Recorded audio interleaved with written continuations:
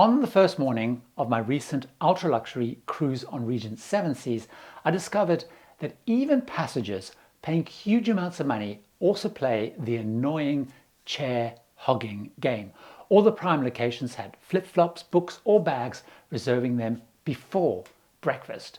When I returned from excursions hours later, most were still unused and reserved. So even on ultra-luxury lines, the crew appear reluctant to confront those pesky chair hogs. By the way, if you're new here, welcome aboard. I'm Gary Bembridge, and this is another of my cruising tips for travelers. When an ultra-luxury cruise costs as much for one day as an entire week-long cruise on lines like Carnival, Royal Caribbean, Princess Holland America, I expected everything to be way better. Now, while many things are, these things I'm about to talk about are not. The biggest revelation I had going on an ultra-luxury cruise was that there, in addition to chair hogs, are still bad cabins, despite paying a lot of money. On Seabourn last October, for example, I'd booked fairly late, and because it was so costly, I'd booked an entry-level grade veranda suite towards the front of the ship. This was a cruise of the Greek islands, and it was therefore mostly tender ports.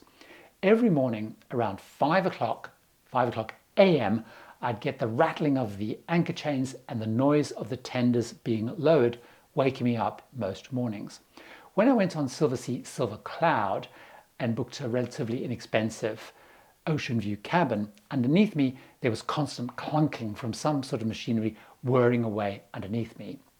I've also noticed that ultra luxury doesn't necessarily mean the cabins have better soundproofing. If I'm underneath the pool deck, I still hear the scraping of chairs. If I'm next to the laundry, I still hear the noise of the machines. And if the next door neighbor plays their television really loudly, I can hear that too. So now the same cabin choice rules apply whether I'm going on ultra luxury or not. I make sure I choose one with cabins on either side, above and below, and opposite, so I have the least chance of noise from rowdy venues or pool decks or whatever ruining my trip. And of course, always with no interconnecting door to the next cabin. It still applies if you're going ultra luxury. I expected when paying for an ultra luxury cruise, every single cabin was going to be super quiet. And as I've told you, I found that isn't the case. No matter what line I'm going on, I have no idea if there's going to be a big organized group on board. The problem with a large group is they can change the whole vibe of the ship, especially when they are a large proportion of passengers. Ultra luxury lines, I discovered, have groups too. When I went on that Seabourn cruise in the Greek islands, there were around 100 travel agents on board on some sort of familiarization trip. That's over 1/3 of the ship. They were very different to the normal Seabourn passengers. They were drinking much more, partying, and going a little bit crazy. But the bigger problem was that some venues were then closed off for their events like cocktail parties or presentations, which on a small luxury ship is an issue and you don't have that many venues.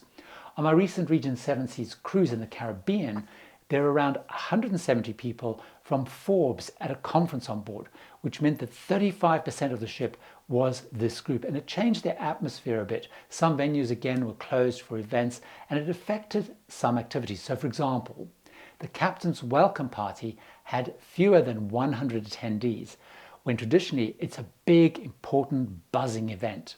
My mother always said that money doesn't buy you manners.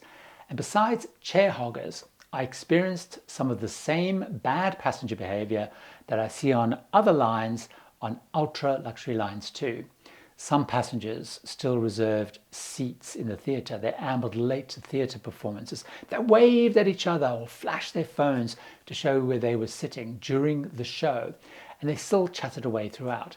So disrespectful to the cast and other guests. It happened on here too. On my recent Regent Seven Seas Navigator cruise, in the library, for example, they had to have reminders telling people that the newspapers weren't to be removed and taken away.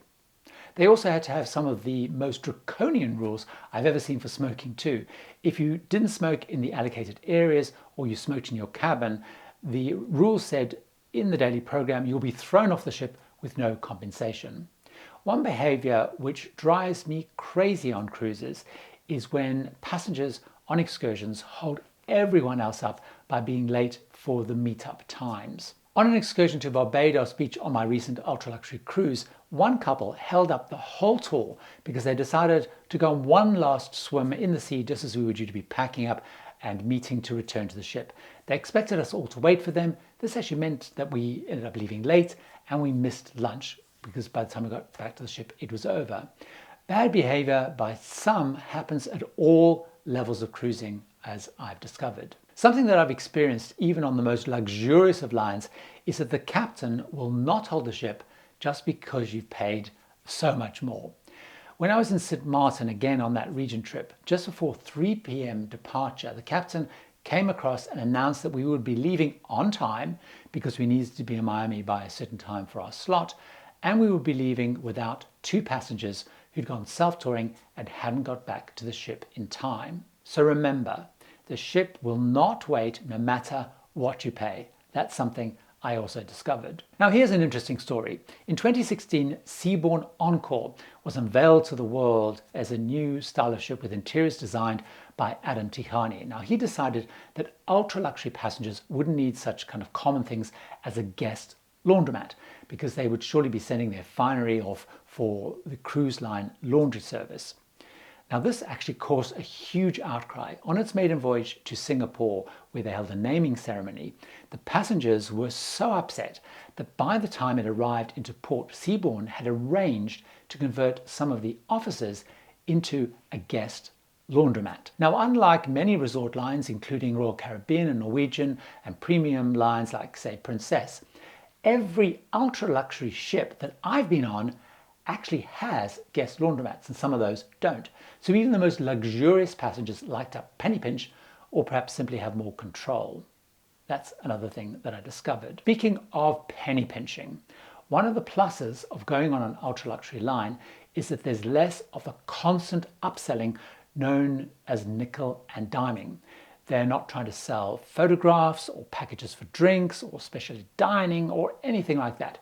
In fact, on board, I don't even have to pay for drinks, specialty coffee, specialty dining. In fact, on my recent Regent 7 Seas cruise, even the excursions were included within my fare, so that even wasn't an extra.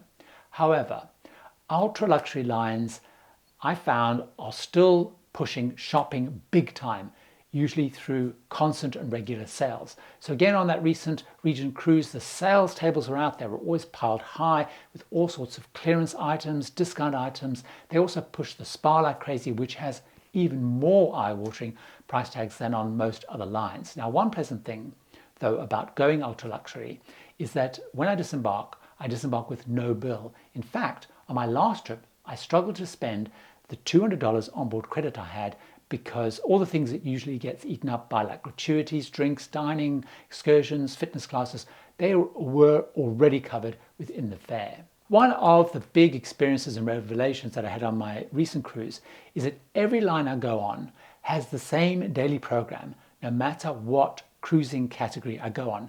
The only difference with ultra luxury is there is less on offer than the bigger ship lines like Royal Caribbean, Norwegian, Carnival. Let's look at the daily program on that Regent trip. They had trivia, deck games, the odd enrichment talk, live music around the ship. It's the same as on any other line. Ultra luxury ships also have those classic song and dance review production shows in the theatre, but they are just much more scaled down and with smaller casts. They play the same music largely in those and around the ship, and like many lines, in my view, it's still very dated. So many lines still have lots of 50s, 60s and Beatles music. I wish they would move on. It's on ultra luxury too. Now, some people I know who've been on ultra luxury cruises do say they feel it can be a little bit boring versus the bigger resort ship lines, you know, your Royal Caribbean's, Carnivals, Norwegian, MSC, or even premium lines like Princess and Celebrity, because there really isn't that much to offer in the daily program at all hours of the day compared to those lines. Cruising ultra luxury does not mean a ramped up, but actually means a slimmed down daily program with more focus on the dining, the relaxing, and the entertaining oneself. One other thing that I have found on all the ultra luxury lines is that although the food is totally amazing with huge menus, there aren't any casual dining opportunities in the evenings. They have buffet restaurants for breakfast and lunch. So on Silversea, there's La Terrazza. On Regent 7 Seas, there's La Veranda. and on Seabourn it's called the Colonnade. But in the evening, all of those buffet restaurants become an a la carte waiter-served restaurant experience.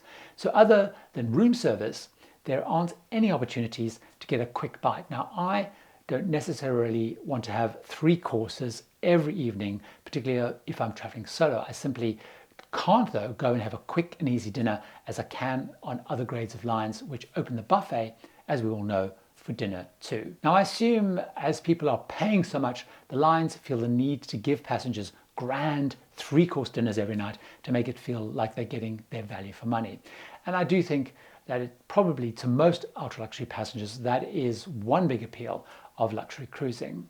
If you enjoyed this and want to know more about ultra-luxury cruising and what makes it great despite all of this, watch this video where I explore Region 7 Seas, starting with something that completely surprised me about the way these cruises are run. See you over there.